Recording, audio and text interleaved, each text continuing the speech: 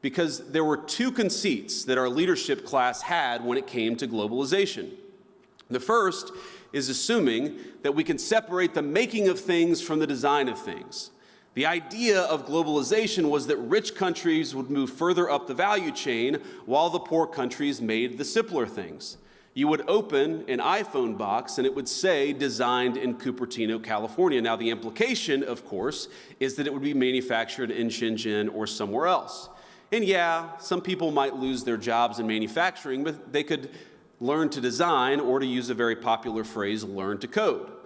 But I think we got it wrong. It turns out that the geographies that do the manufacturing get awfully good at the designing of things. There are network effects, as you all well understand. The firms that design products work with firms that manufacture.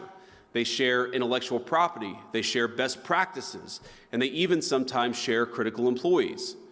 Now, we assume that other nations would always trail us in the value chain, but it turns out that as they got better at the low end of the value chain, they also started catching up on the higher end. We were squeezed from both ends. Now, that was the first conceit of globalization. I think the second is that cheap labor is fundamentally a crutch, and it's a crutch that inhibits innovation. I might even say that it's a drug that too many American firms got addicted to. Now, if you can make a product more cheaply, it's far too easy to do that rather than to innovate.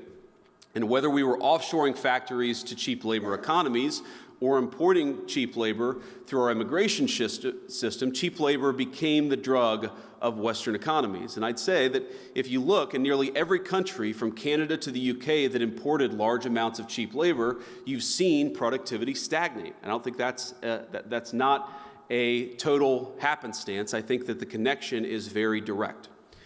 Now, one of the debates you hear on the minimum wage, for instance, is that increases in the minimum wage force firms to automate.